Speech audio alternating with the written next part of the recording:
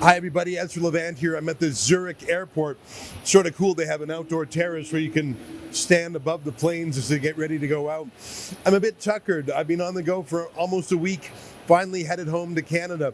It's a very long journey to cover the World Economic Forum in Davos, Switzerland. You have to fly to Zurich, then take 3 different trains to get to the next town called Klosters, because Davos is completely booked up by the World Economic Forum. So it's a real journey to get here, and it wasn't just me, of course. My colleagues Sheila Gunn-Reid and Avi Yamini, and behind the scenes, each of us had a videographer too. Lincoln, Benji, and Ed. So there were 6 of us, and we all had to fly in, and we all rented sort of an Airbnb together. Trouble is, the Airbnbs quadrupled their price during the World Economic Forum because everything within 100 miles of Davos is bought out. My point is, they really do their best to stop people from getting there, to stop independent journalists from reporting. And I think that's why we were pretty much the only independent people there. We saw one friend, Vicky Richter of Urban Scoop, and our buddy Billboard Chris was there. I guess I'd call him a citizen journalist, but there was no one else. And you can tell why, because it's a club. They're all in it together. And I guess the reason I'm making this video is to say, I think our trips to the World Economic Forum are really the most important thing we do at Rebel News. This is the 4th year we've done it. And every year we do major exposés. We capture these VVIPs on the street, and they would normally never be on the street. Only in Davos do they let their hair down and walk amongst the peasants, because there really are no peasants there except for us. So that's how we buttonhole John Kerry. That's how this year we had the major score of scrumming Larry Fink, the CEO of BlackRock, one of the largest asset managers in the world. These oligarchs, these masters of the universe, make themselves, well, it's like sort of the saying, what happens in Vegas stays in Vegas. They think what happens in Davos stays in Davos, except we're there. Here's a snippet of our walking scrum with Larry Fink. He tried to threaten us and shove us around. Did you see this? Is the next 4 years going to be bad for business with Donald Trump in charge? Is peace the last thing you want on this world? Which makes more money for you, war in Ukraine or peace in Ukraine? Ezra Levant's my name, Mr. Fink. Did you just take a photo of you? Am I supposed to be scared? Is that a threat, Mr. Fink? Are you used to bullying your way through life? Here's a quick clip from when we scrummed John Kerry. I found out who he was working for. Did you know this? I'm asking who you work for because it's not known right now. I work for Galvanize Climate Solutions. And how long have you been working with them? Full-time climate, addressing the energy transition and working constructively with people. And who's behind that organization? Who funds it? It's not funded. It's a you should. Are you a volunteer? Tom Steyer is the president. So he made his money in coal, didn't he? Lots of moments like that, and really strange things, like they're actually giving away candy bars on the street made from insects. Did you see this? We have an aversion against these insects or against spiders or anything. Because in other parts of the world, especially in Africa and Asia, many people eat many kinds of insects. And so maybe we just need to get used to it.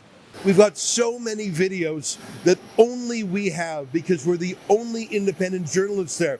In fact, the regime journalists hate us. Remember this? When I scrummed a CNN reporter?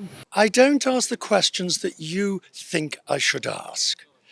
Fine. You're a regime journalist. You're not a skeptical journalist. You're part of the regime. Just admit it. You're not an accountability journalist. You're a helper, a fluffer. Give it me. No. Give it me. I want to talk to the camera. Okay, go ahead. I'll just hold it. I don't want you to break it. I'm not going to break it. Ridiculous. Okay, go ahead. I'll hold it. I'll hold it. I'm not going to do it. I want to hold it. Okay, we can both hold it. Then I won't bother. So what's my point? We love doing it. Every year we have a big score. I mean, do you remember when I scrummed Albert Bourla, the CEO of Pfizer, along with Avi Yamini?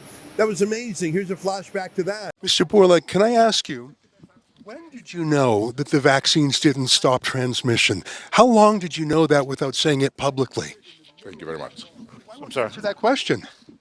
I mean, we now know that the vaccines didn't stop transmission, but why did you keep it secret? You said it was 100% effective, then 90%, then 80%, then 70%. But we now know that the vaccines do not stop transmission.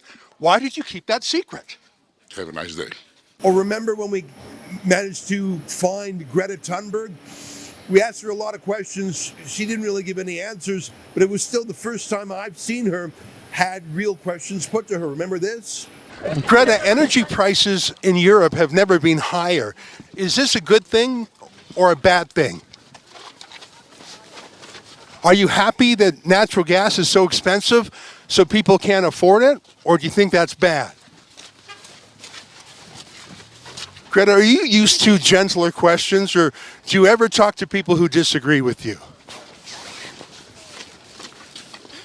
My point I'm trying to make is that when we go to Davos, even though it's so expensive and so hard to get to, it always yields amazing journalism, and no one else is doing it the way we do, which is why I've got to ask for your help. Because the World Economic Forum buys up all the hotel room, buys up all the Airbnbs, we have to stay a town over and take a train in every morning. It's so expensive. We probably spend triple what we normally would on a flight to a destination. I just think it's so important that someone cover the World Economic Forum other than the regime media, don't you? And so I need your help, because we haven't got all the bills, but these trips, and I'm going to shock you with a number, these trips to the World Economic Forum wind up costing us almost $50,000 a year. I mean, think about it. We have 6 flights. We have the train back and forth. We buy our food at the grocery store. I take the team out for a dinner once. But mainly it's the Airbnb. When I tell you that they quadruple their prices, some places multiply by 10 because they can get that money from lobbyists and other people going to the World Economic Forum. So we can't even stay in the town. This is a half-hour train ride away. Even that's booked up. They do that on purpose to keep the rabble out. Well, I want to keep going. I just need your help, my friends. Go to WEFreports.com. Watch all our videos. Choose a random 5 of them. And you tell me, is it valuable what we're doing? If we weren't there, would you be missing the truth on what's going on in Canada? Need I remind you that the 2 leading candidates to become the next Liberal leader and thus immediately become the next Prime Minister are World Economic Forum directors. Mark Carney and Chrystia Freeland might be fighting against each other, but really, they're both from the same team, the World Economic Forum team. Both of them were on the board. Don't you think it's important that we understand what the World Economic Forum is, given that they have been ruling over us and will continue to do so for at least months? Here's Klaus Schwab reminding us that they have penetrated our cabinet. What we are very proud of now, the young generation, like Prime Minister Trudeau, President of Argentina and so on, that we penetrate the cabinets. I believe Rebel News is an important counterweight to the World Economic Forum. We are one of the only people scrutinizing it. I just need your help to cover the costs. We're happy to do the work. We miss our families, but we're willing to spend a week away from them to do this digging. I just need your help to help crowdfund the costs. Please go to WEFreports.com and chip in if you can. And if you give $100, we will put your name on a brick on the wall in our office with the other $100 givers. And if you give $250, I will hand sign my latest book and ship it to you. This is my way of saying thank you for going above and beyond to help us. All right, I better get going. They're about to board the flight. It was a great journey. I believe in the work we're doing. Our team is amazing. If you give us the tools, we'll finish the job. Thanks, everybody. Go to WEFreports.com.